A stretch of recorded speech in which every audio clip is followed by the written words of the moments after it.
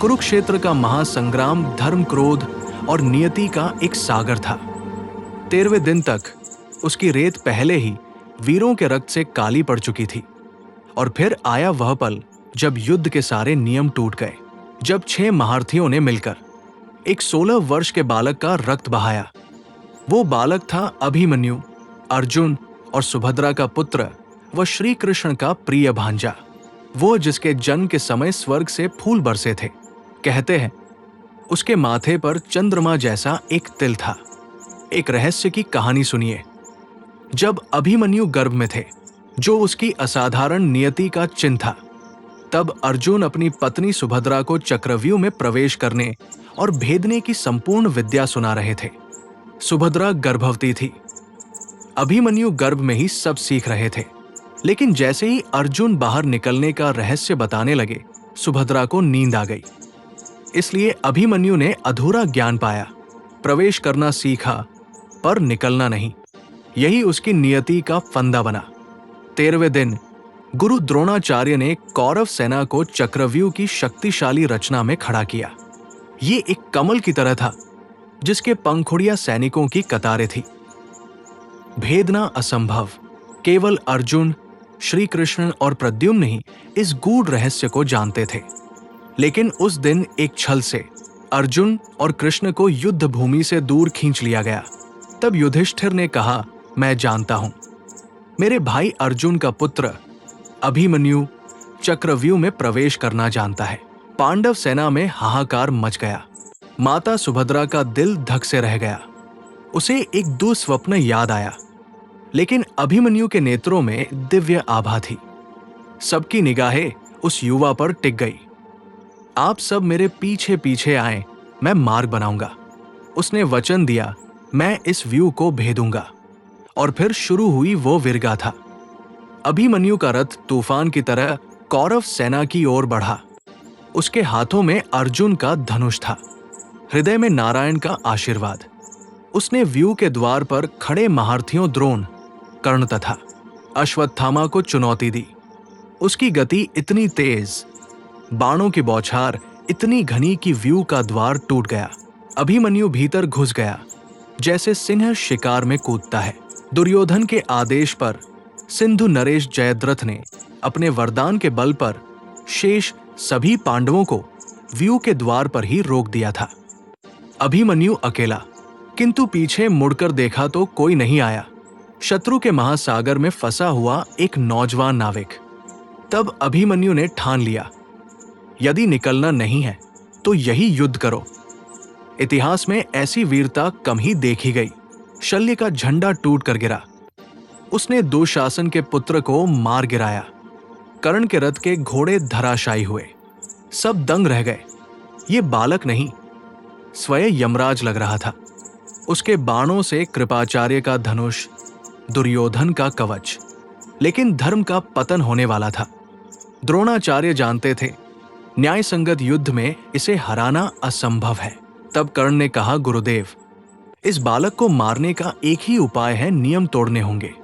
और फिर वो काले दिन का सबसे काला पल आया। 6 महारथियों द्रोण, कर्ण, कृप, अश्वत्थामा, बृहद्बल और शल्य ने एक साथ मिलकर अभिमन्यु पर हमला करना शुरू किया। ये युद्ध नहीं, वध था। कर्ण ने पीछे से आकर उसके रथ के घोड़े मार डाले। द्रोणाचार्य ने छल से उसके धनुष की प्रत्यंचा काट दी। जब वो रथ से कूदा और तलवार उठाई, जब वो एक पहिए को हथियार बनाकर लड़ा, तो कृपाचार्य ने उसकी तलवार और ढाल काट डाली, तो अश्वत्थामा ने वो पहिया भी तोड़ डाला। निहत था, घायल, लेकिन अडिग अभिमन्यु धरती पर खड़ा था, एक टूटे हुए रथ के पहिए को ढाल बनाकर। उसकी आंखों में भय नहीं, क्रोध था। तभी दुशासन का पुत्र लक्ष्मण कुमार पीछे से आया। अभिमन्यु की देह भूमि पर गिर पड़ी और एक गदा से उसके सिर पर वार किया। उसके माथे का चंद्र तिल खून से सनी धरती पर दम तोड़ रहा था। आकाश से फूल नहीं, बादलों ने रक्त की बूंदें बरसाई। द्रोणाचार्य की आंखें नम हो गई। कर्ण ने दृष्टि झुका ली, लेकिन दुर्योधन की हंसी गूंज उठी। ये अकेले अभिमन्यु की हार नहीं थी, ये धर्म की हार थी, न्याय की हार थी। जब समाचार मिला, सुभद्रा मूर्छित हो गई। अर्जुन की आंखों से अग्नि फूट पड़ी। उन्होंने प्रतिज्ञा ली, कल सूर्यास्त से पहले जयद्रथ का सिर धरती पर गिरेगा या मैं अग्नि में प्रवेश करूंगा। और अगले दिन सूर्यास्त के समय श्री कृष्ण की लीला से अर्जुन के बाण ने जयद्रथ का सिर काट डाला। अभिमन्यु का प्रतिशोध लिया गया, लेकिन क्या प्रतिशोध किसी शून्य को भर सकता है? एक और गहरा सत्य, जिस दिन अभिमन्यु मारा गया, उसकी पत्नी उत्तरा गर्भवती थी। उसी गर्भ में था परीक्षित, जो महाभारत के बाद चंद्रवंश का अंतिम राजा बना। अभिमन्यु की मृत्यु ने एक युग का अंत नहीं, एक नए युग के जम की नींव रखी। अभिमन्यु आज भी हर उस युवा का प्रतीक है जो अधूरे ज्ञान के साथ जीवन के चक्रव्यूह में उतरता है, जिसके पीछे सहारा नहीं आता, जो अन्याय से घिर जाता है लेकिन फिर भी वो हार नहीं मानता। उसकी वीरता, उसका बलिदान युद्ध के उन काले नियमों पर एक शाश्वत प्रश्न चिन्ह है जो आज भी मानवता को रुलाता है। आज का भारत कुरुक्षेत्र से अलग नहीं है। केवल हथियार बदले हैं, अब धनुष की जगह डिग्री, रथ की जगह नौकरी और चक्रव्यूह की जगह सिस्टम है। आज का युवा भी अभिमन्यु ही है। उसे सिखाया गया है कैसे प्रवेश करना है, स्कूल में, कॉलेज में, प्रतियोगिता में, सपनों में, लेकिन किसी ने ये नहीं सिखाया कि कैसे बाहर निकलना है निराशा से, बेरोजगारी से, दबाव से, तुलना से। माँ बाप ने कहा पढ़ लो, सब ठीक हो जाएगा। समाज ने कहा मेहनत करो, आगे बढ़ जाओगे। नेताओं ने कहा युवा ही देश का भविष्य है, लेकिन जब युवा चक्रव्यूह में घुसा तो पीछे कोई नहीं आया। आज का जयद्रथ कोई एक व्यक्ति नहीं है, ये भ्रष्ट व्यवस्था, ये खोखला वादा, ये दिखावटी सफलता का मॉडल है जो बाकी सबको बाहर रोक देता है और एक एक युवा को भीतर अकेला छोड़ देता है। आज का अभिमन्यु भी दिन रात लड़ रहा है, कोई परीक्षा में, कोई इंटरव्यू में, कोई ईएमआई में, कोई परिवार की उम्मीदों में, कोई सोशल मीडिया की तुलना में। वो गिरता है, फिर उठता है, फिर गिरता है और एक दिन थक कर चुप हो जाता है।